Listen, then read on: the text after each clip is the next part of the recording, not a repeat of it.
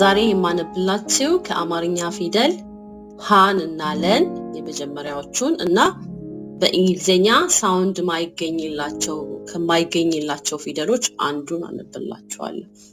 Amharic ፊደል Latin translation ha, hu, hi, ha, he, h, ho.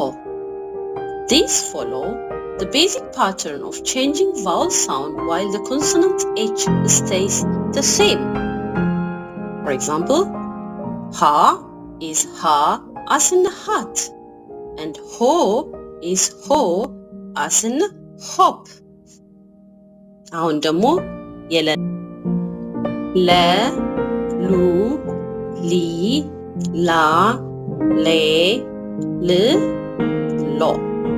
These represent the L sounds such as la being la like in a lump, and lo as in log. አሁን ደግሞ በእንግሊዘኛ ሳውንድ ከማይገኝላቸው ፊደሎች አንዱን እናያለን ማለት ነው።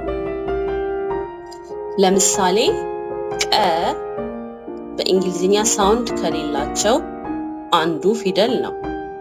ቀ ቁ ቂ ቃ ቄ ቅ ቆ. ቁ like a deep K sound similar to Q in Arabic word like Quran. በሚቀጥለው ቪዲዮ እስከምንገናኝ እነዚህ 3 ፊደሎች በደንብ ተለማመዱ።